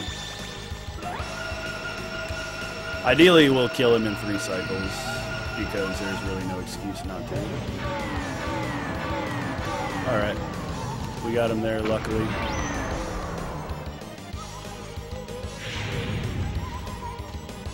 So there is a way to manipulate him by taking damage that allows this attack he does right here, this lunge attack. We can just make him do that repeatedly. Wow, okay, that was cool. So we're gonna have a 4-cycle dragon, which is awful.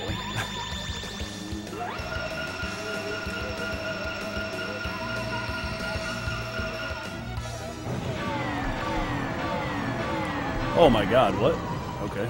I mean, I'm not complaining, I just don't see how that's working. Yo, are we gonna have another gold split? No gold split. Missed it by a second.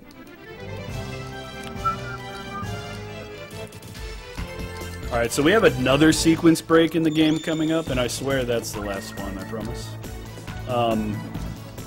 So if you remember, when we got the water scroll back in Chapter 3, the game works on chapters, by the way. I keep mentioning these chapters, but the game goes through chapters all the way up to Chapter 6. And so, in Chapter 3, we got the Water Scroll, and we got the L Belt and all that fun stuff. And now we're in Chapter 4, and we're about to be in Chapter 5.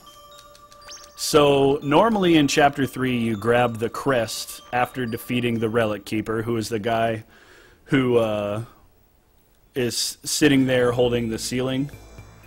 After you kill him, you have the ability to use a crest underground.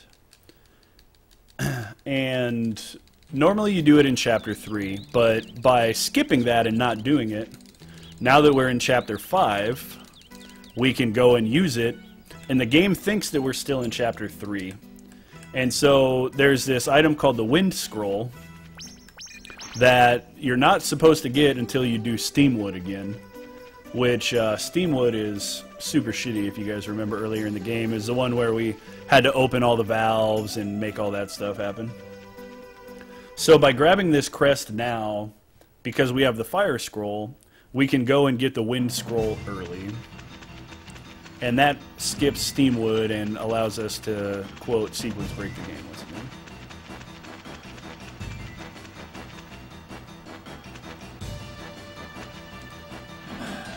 Agreed, Bubbles.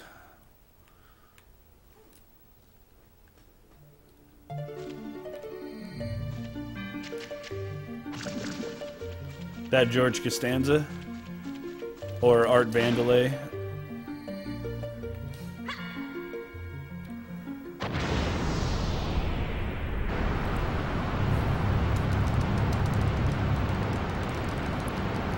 So normally by using that crest, that's how we get the F.A.S.T and all that stuff too.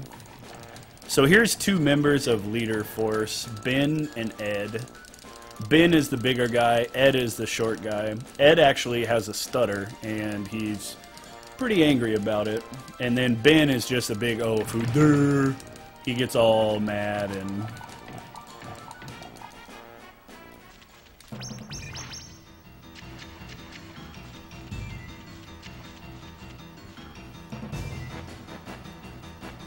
Protagonist. So, okay. When we come into this section here, normally in Chapter 4 and 5, if you come in this section, there's actually gas at the end of the level that's blocking your path. And we'll see some of that when we go underground shortly. But there's this purple gas that we can't get by. But by grabbing the water scroll in Chapter 5 instead of Chapter 3, we bypass that.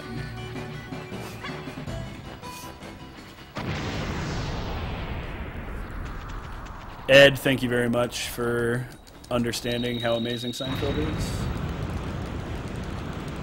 And Zamwell, I'm going to just pronounce your name like that, like xylophone. Greetings from Texas, sir. Welcome from Germany.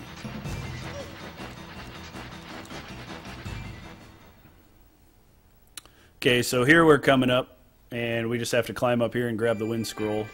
And that allows us to skip Steamwood, which is fantastic.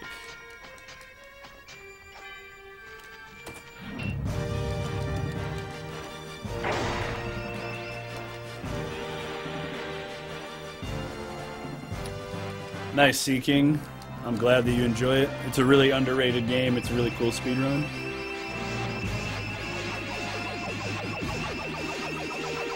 RoboCop.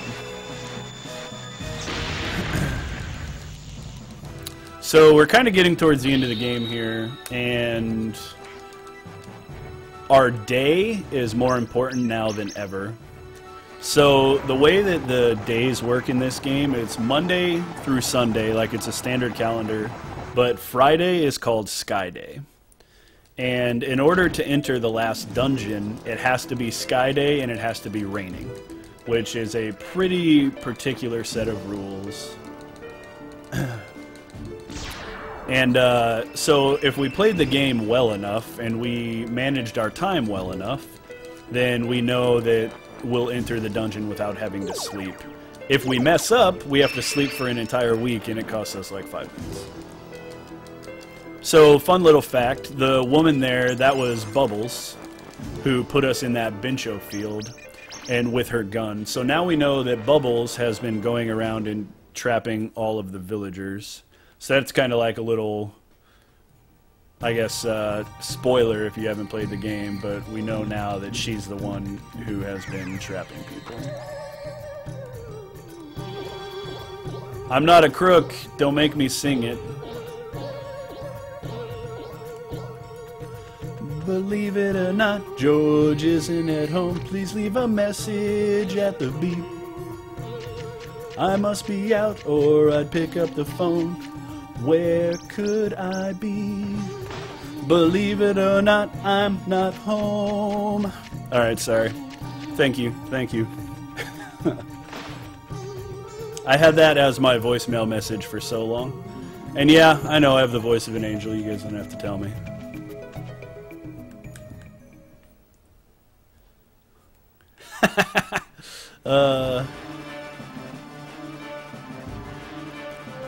And dude, when he's sitting there on the couch, and when it goes, where could I be? And he shrugs and he fucking turns his head, that's so fucking good.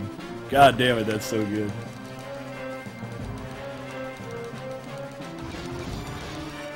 Seinfeld is the greatest show that's ever been on television, hands down. In my opinion. In my humble professional opinion. Okay, so we realize now that there's a giant ant attacking the gondola.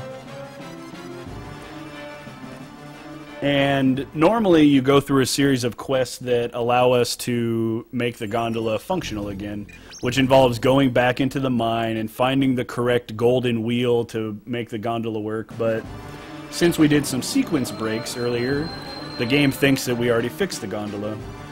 So we can go ahead and hop in and go Nickelodeon slime time on this ant.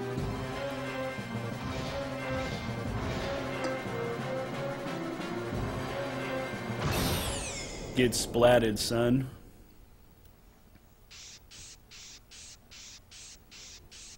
So you splat this ant and then it just gets pissed off and goes underground like, okay, that's feasible.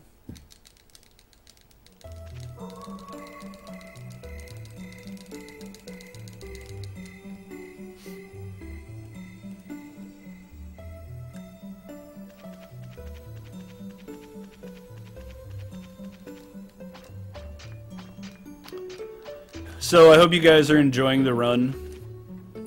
If you like Brave Fencer Musashi, I'm currently running the game as my main game, that and Super Mario Bros. 2. But there's also two other active runners of the game. There's S.Barris, S_Barris, and Short Circuit. Short Circuit currently has the world record for the game, 2 hours, 46 minutes, and 4 seconds.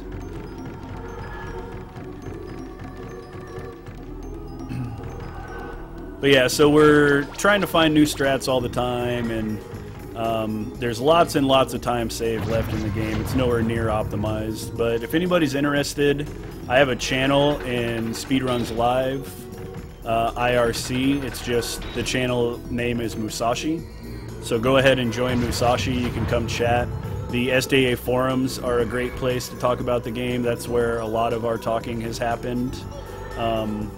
And we're always just curious if people have ideas for the game, even if you don't want to get involved and do something with it.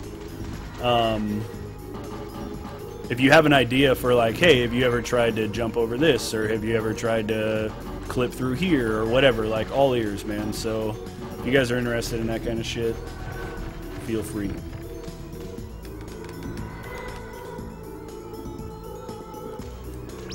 This is a series of rooms that we just have to go through here using different abilities to progress.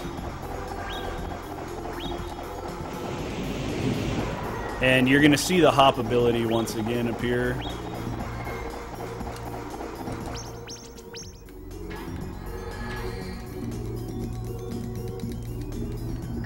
So the reason I don't want to hit that guy is the liquid that's underneath me and these spikes, they all cause poison, and poison slows you down immensely in this game.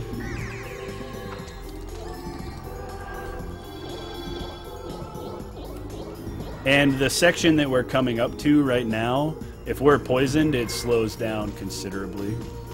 That bunny looking creature right there is a Minku that I was talking about earlier. If I were to catch that Minku, then I would throw it in the air and it would drop a Minku berry, and it would increase my HP by 25.